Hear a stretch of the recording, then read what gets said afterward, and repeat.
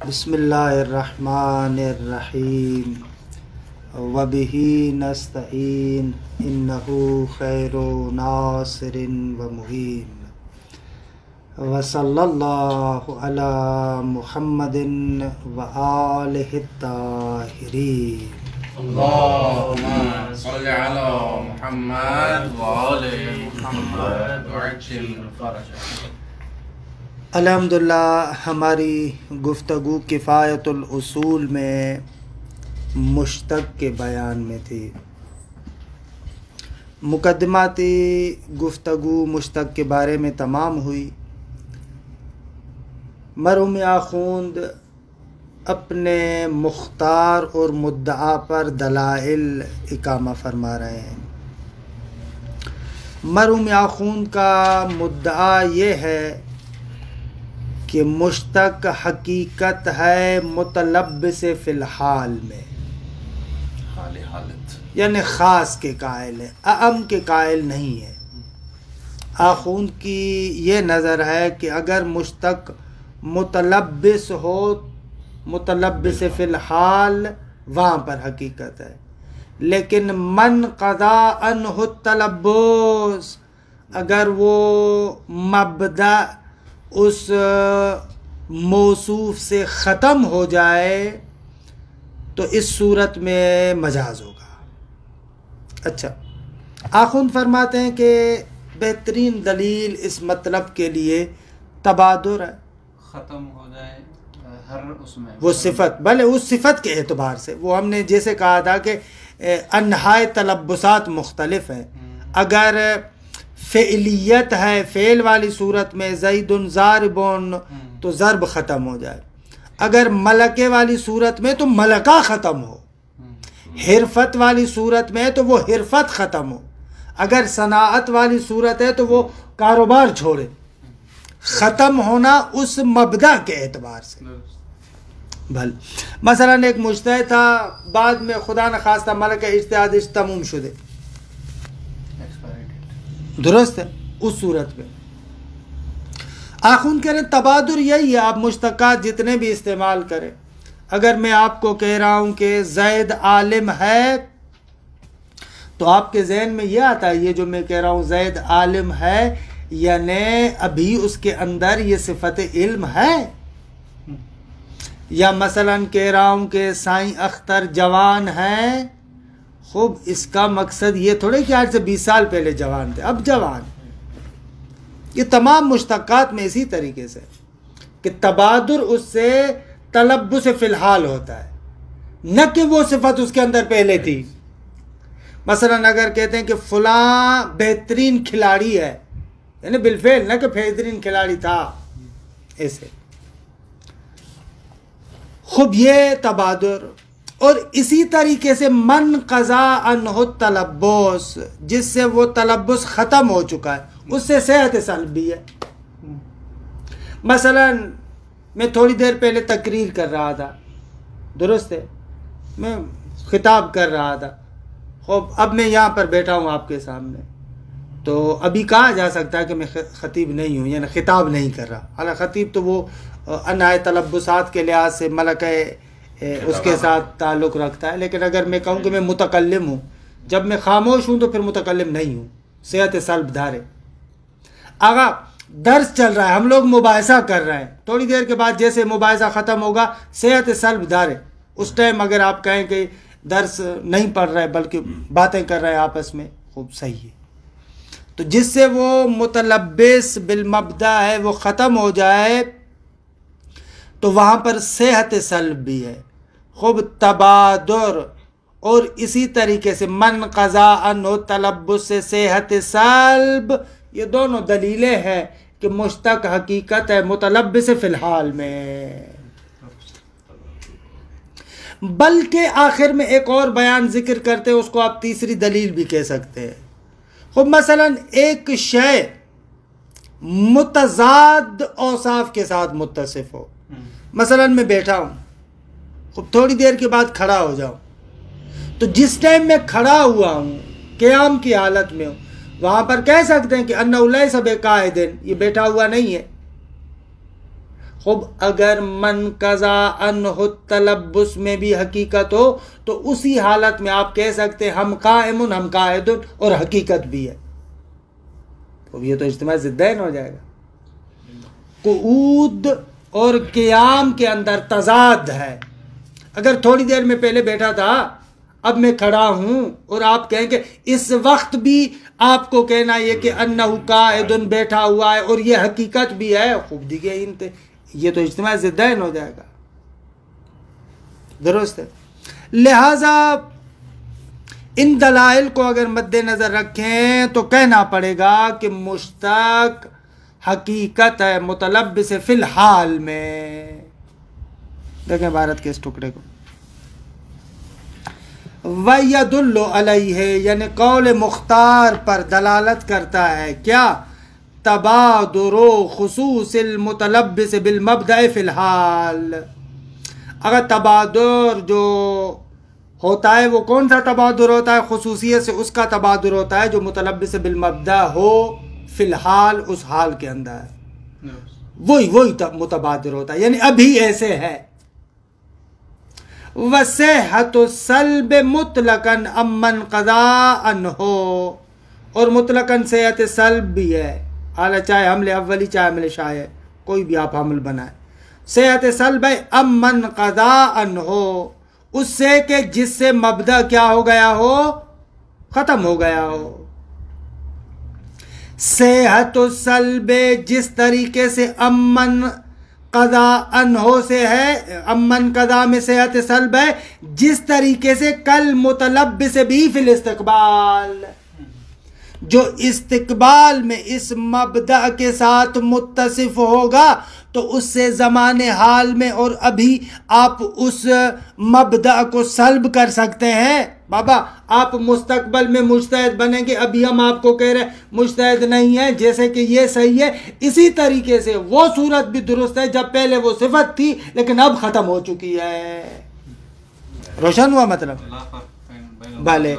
بھلے ماضی اور استقبال میں کوئی فرق یعنی جو فرد تلبس زمان ماضی میں تھا یا فرد تلبس جیسے زمان مستقبل میں ان دونوں میں کوئی فرق نہیں ہے کیونکہ جو فرد تلبس مستقبل کے اعتبار سے وہاں پر تو اجماع ہے نا کہ مجاز ہے. تو آگاہ کہہ رہے ہیں جس طریقے سے وہ ہے اسی طریقے سے ماضی بھی ہے دونوں میں کوئی فرق نہیں ہے. وصحت السلب مطلقاً امن قضاء عنہ کل متلبس بالمبدأ فی الاستقبال. اگر یہ کیسے توضیح دے رہے ہیں اس کی وذالک اور یہ صحت سلب اس طریقے سے ہے کہ لوضوح ان مثل القائم والضارب والعالم وما يرادفها اور جو ان کا مرادف ہے قائم و ضارب و عالم کا جو مرادف ہے اس طریقے کی اور صفت آپ کا ہے. بیٹھا ہوا ہے قائد ہے قاعدہ سے ضاحک ہے متعجب ہے یہ جتنی بھی آپ لا سکتے ہیں. ان مثل القائم والضارب والعالم وما يرادفها من سائر اللغات دوسری لغتوں میں بھی جو ان کے مرادفات ہیں بے بخشی وہ مثال میں نے درست نہیں دی. وما يرادفها یعنی قائم کا چاہے اردو میں ترجمہ کریں ضارب کا مثلا چاہے اردو میں ترجمہ کریں عالم کا چاہے اردو میں ترجمہ کریں جو ان کے مرادفات ہیں دوسری لغتوں میں ایسے کہنا چاہ رہے ہیں. درست ہے جو قائم و ضارب و عالم کے مرادفات ہیں دوسری لغتوں میں. لا يصدق على من لم يكن متلبسا بالمبادی اگر صادق نہیں آتے اس پر کہ جو مبادی کے ساتھ متلبس نہ ہو. وَإِن كَانَ مُتَلَبِّسًا بِهَا قَبْلَ الْجَرْيِ وَالْانْتِصَابِ اگر کہ اس نسبت دینے سے پہلے اس کے ساتھ متلبس تھا لیکن ابھی اگر متلبس نہیں ہے تو آپ اس کی طرف نسبت نہیں دے سکتے اس پر صادق نہیں آئے گا. تھوڑی دیر پہلے آپ بیٹھے تھے اب اگر بیٹھے نہیں ہیں تو آپ کو کہا جائے گا کہ آپ نہیں بیٹھے. وَيَصِحُ سَلْبُهَا عَنْهُ یعنی ان اوصاف مذکورہ کا سلب کرنا انہو یعنی من لم یکن متلبسا جو متلبس تھا اس سے سلب کرنا درست ہو جائے گا. کیف یعنی ای کیف لا یصح سلب یہ کس طرح بلا صحت سلب نہ ہو. وما یزاد دعا کہ جسے میں نے کہا کہ اس کو بران سوم بھی قرار دے سکتے ہیں اسی کے بیان میں ذکر کر رہے ہیں. وما یضادھا جو ان اوصاف ثلاثہ قائم و ضارب و عالم کے مضاد ہے، جو ان صفتوں کا ضد ہے، درست ہے، قائم کا ضد قائد مثلا، اور اسی طریقے سے ضارب کا ضد غیر ضارب، عالم کا ضد مثلا جاہل، یہ وما یضادھا بحسب مرتکز من معناها فی الاذہان یصدق علیہ، جب یہ صفتیں ختم ہو گئی جو عرفی طور پر ان کا مضاد ہے، وہ ابھی ان پر صدق کرتا ہے۔ مثلا آپ پہلے کیا تھے؟ قائم تھے، درست ہے، اب بیٹھے ہیں تو آپ کو کہا جائے گا کہ آپ بیٹھے ہوئے ہیں۔ خب پہلے تھوڑی دیر آپ مار رہے تھے، ابھی نہیں مار رہے تو آپ کو کہا جائے گا کہ آپ نہیں مار رہے، یہ حقیقتاً کہا جائے گا۔ بابا اگر ایک پہلے بندہ عالم تھا، ایکسیڈنٹ ہوا، میں نے جیسے پہلے بھی عرض کیا کہ وہ جاہل بن گیا، کچھ بھی نہیں آتا، آپ کہہ سکتے ہیں کہ یہ جاہل ہے۔ جو عرفی ان کے ضد ہے وہ اس صفات کے ختم ہونے کے بعد حقیقتاً اس کے لیے ثابت ہے، درست ہے۔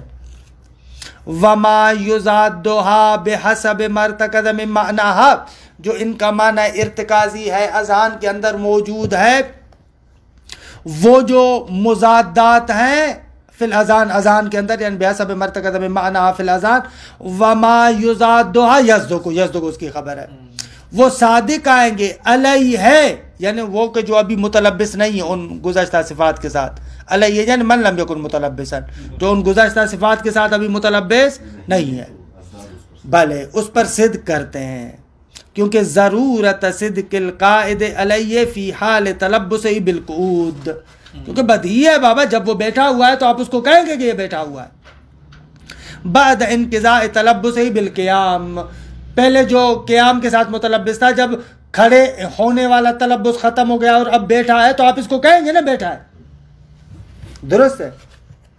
خوب اب یہ جو صفت ضد کے ساتھ متصف ہے تو آپ نہیں کہہ سکتے کہ گزشتہ صفت بھی ابھی بھی اس کے لیے حقیقتاً ثابت ہے، کیونکہ اجتماع ضدین ہو جائے گا۔ بلے مع وضوح التضاد بین القائد والقائم بحسب مرتکز لہما من المعنی، جو معنی اذان کے اندر موجود ہے اس معنی کے اعتبار سے دیکھیں تو قائد اور قائم کے اندر کیا ہے؟ تضاد ہے۔ کما لا یخفا، ہمیں جوری کے ان مطلب روشن ہاس و مخفی نہیں۔ خوب وقد یقرر ھذا، یعنی یہ جو لزوم اجتماع ضدین والی دلیل ہے اس کو یوں بھی تقریر کیا جاتا ہے، وقد یقرر ھذا وجہا علی حدۃ، چہ بسا اس لزوم اجتماع متضادین کو جداگانہ دلیل کے طور پر بھی پیش کیا گیا ہے۔ ہم نے تو اسی صحت سلب کی توضیح میں ذکر کیا نا، بعض لوگوں نے اس کو باقاعدہ جداگانہ طریقے سے برہان کر کے پیش کیا ہے۔ وقد یقرر ھذا وجہا علی حدۃ ویقال، اور یوں کہا جاتا ہے کہ لا ریب فی مضادۃ الصفات المتقابلہ المأخوذۃ من المبادئ المتضادہ علی ما ارتکز لہا من المعانی، یوں کہتے ہیں، اگر کہتے ہیں کہ اس میں کوئی شک نہیں ہے کہ صفات متقابلہ میں تضاد پایا جاتا ہے۔ کون سی صفات متقابلہ؟ المأخوذۃ من المبادئ المتضادہ، جو مبادئ متضادہ سے انتزاع ہوتی ہے۔ مثلا قعود سے آپ نے صفت قائد لی، قیام سے آپ نے صفت قائم لی، تو کہتے ہیں کہ اب یہ قائد اور قائم بھی متضاد ہے۔ جس طریقے سے قعود اور قیام میں تضاد ہے، اسی طریقے سے قائد اور قائم میں بھی تضاد ہے۔ علی ما ارتکز لہا من المعانی، یعنی المتضادہ کے متعلق ہے، وہ مبادی کے جو متضاد ہیں، علی ما ارتکز لہا من المعانی، جو ان مبادی کے لیے اذان کے اندر معنی مرتکز ہے اور موجود ہے، اس کے اعتبار سے دیکھا جائے ان میں تضاد ہے۔ حالا فلو کان المشتق حقیقتاً فی الاعم، اب اگر آپ آئیں من قضا عنہ تلبس میں بھی حقیقت قرار دیں، مشتق کو اعم کے لیے آپ کہیں کہ مشتق اعم میں حقیقت ہے، تو لما کان بینہا مضادتون، تو اب ان مبادی کے درمیان تضاد نہیں ہوگا، بل مخالفتون، بلکہ تخالف آپ قرار دیں گے، درست ہے، پھر تضاد نہیں ہوگا۔ تضاد کہتے ہیں آغا تقابل کے اقسام میں سے، کہتے ہیں کہ دو چیزوں کے درمیان جو مخالفت ہے نا وہ دو طرح کی ہے. یا وہ مخالفت ذاتی ہے، اس کو کہتے ہیں تضاد، اس کو کہتے ہیں تقابل. یا مخالفت ذاتی نہیں ہے، اور کسی بھی امر عرضی کی وجہ سے جمع بھی ہو سکتے ہیں، اس کو کہیں گے تخالف. المنطق میں جو اتنی لمبی چوڑی بحث ہے نا اس کو سمیٹنا چاہیے، دو جملات کے اندر وہ بحث ہے. اتفاق سے وہ جو انہوں نے الفاظ متباینہ کو تقسیم کیا ہے نا، مثلان و متخالفان و متماثلان، متخالفان اور متضادان، تخالف، تماثل، تضاد، ایسے تقسیم کیا ہے. وہ درست نہیں ہے، وہ بیجا آوردے ہوں، ایسے نہیں ہے. وہ تماثل کو وہاں پر نہیں لانا چاہیے، تماثل کا ربط نہیں ہے. بحث اصل یوں ہے، دو چیزوں کے درمیان جو مغایرت ہے، مخالفت ہے، مغایرت دو حالتوں سے خالی نہیں ہے، یا ذاتی ہے یا غیر ذاتی ہے. اگر ذاتی ہے تو تضاد، اگر غیر ذاتی ہے تو تخالف. مثلان کی وہ تعریف نہیں ہے جو انہوں نے وہاں پر ذکر کی ہے. وہ اصلاً جسے کہنا بیجا ہستوں جا، وہ جگہ اس کی وہ جگہ ہی نہیں ہے اصلاً وہ. اور اسی لیے وہاں پر مثلان کی تعریف بھی غلط کی ہے. یعنی ان کے بقول یعنی ایک حقیقت واحدہ میں اشتراک کا لحاظ کرنا، یہ مثلان ہے. خب وہ حقیقت واحدہ چاہے نوع ہو، چاہے جنس ہو، چاہے حتی عرضی عام ہو، ان سب کو مثلان میں لے کر آتے. یعنی انسان اور فرس کو اس اعتبار سے دیکھا جائے کہ حیوان کے اندر شریک ہے، آغا کی تعریف کے اعتبار سے یہ مثلان ہے، حالانکہ غلط ہے، مثلان نہیں ہے. مثلان کہتے ہیں خصوصیت سے مشارک نوعی کو. وہ چیزیں مثلان کہلاتی ہیں جو خصوصیت سے نوع کے اندر شریک ہو. بھلے زید و عمر مثلا مشارک نوعی کو مثل کہا جاتا ہے، نہ کہ مثلا مشارک جنسی کو بھی آپ مثل کہیں، نہ یہ غلط ہے. اور پھر جو مشارک نوعی کو ہم مثل کہتے ہیں، پھر اس مثل کے اپنے احکامات ہیں. یہ جو آپ مشہور قاعدہ سنتے ہیں، حکم الامثال فیما یجوز و فیما لا یجوز واحد، یہ مثلان میں ہے، مثلان نوعی. بھلے وہاں پر نہیں ہے جہاں پر آپ وہ کر رہے ہیں. یہ ساری چیزیں خراب ہو جاتی ہیں. یا مثلا وہاں پر کہا، یا مثلا قانون کہ المثلان لا یجتمعان ابدا. خوب آغا کے اعتبار سے ایسے نہیں، بعض جگہوں پر جمع ہو جاتے. آغا سیاہی اور شیرینی، سیاہی اور شیرینی آغا کے اعتبار سے مثلان ہیں، سیاہی میں کیوں کیف میں شریک ہے. سیاہی کیف محسوس ہے، مبصر ہے. شیرینی کیف مذوق ہے. دونوں کیف کی قسمیں، درست ہے. کیف کے اندر دونوں شریک ہے. خوب این باید مثلان باشند دیگه. خود مثلان کے لیے قانون المثلان لا یجتمعان ابدا خود بھی لکھا ہے. مثلان کبھی بھی جمع نہیں ہو سکتے، اما یہ دونوں جمع ہوتے. سیاہی اور شیرینی جمع ہوتے بھلے دی. تو اس اعتبار سے وہ وہاں پر وہ درست نہیں ہے، وہاں پر تصحیح کرنی چاہیے. خب لما کان بینہا مضادۃ بل مخالفتون. پس یہ آغا صحیح آ رہے ہیں. آغا یہ تضاد ہے یا اس کے مقابلے میں تخالف ہے، کیونکہ تضاد وہی تقابل کے اقسام میں سے ہے اور اس کے مقابلے میں تخالف ہے. اگر یہ دونوں جمع ہو جائیں اور آپ کہیں کہ مشتق حقیقت فی الاعم میں، تو پھر قیام اور قعود میں تضاد نہیں ہونا چاہیے، تخالف ہونا چاہیے، حالانکہ تضاد ہے. لما کان بینہا مضادۃ بل مخالفتون. خب بھائی کیوں یہ مخالفت تخالف کیوں درست کریں کہ نہیں؟ اس لیے کہ لتصادقھا فی من قضا عنہ المبدا وتلبس بالمبدا الاخر. کیونکہ یہ دونوں یہ مبادی مضادہ جو ہے متضادہ ہے، یہ صادق آتے ہیں، تصادق ہوتا ہے ان کا کس میں؟ فی من قضا عنہ المبدا، اور اسی طریقے سے وتلبس بالمبدا الاخر، یعنی جو کھڑا ہے اس کو آپ حقیقتاً کہہ سکتے ہیں کہ ہم قائد ہم قائم دیکھیں نمیشے دیکھیں نمیشے. اچھا ایک اور اصطلاح ہے عام طور پر یہ آپ نے سنا ہوگا، مصداق اور مصدوق. مثلا کہتے ہیں کہ زید مصدوق ماشی ہے، مصداق حیوان ہے. اگر عناوین عرضی ہوں تو عناوین عرضی کا مصداق نہیں ہوتا، مصدوق ہوتا ہے. عنوان عرضی ہو تو وہاں پر جو جس پر صدق کرتا ہے نا عنوان، وہ مصدوق کہلاتا ہے. اور عنوان اگر ذاتی ہو تو اسے کہا جاتا ہے مصداق. اوصاف و مفاہیم اگر ذاتی ہوں تو ان کا مصداق ہوگا.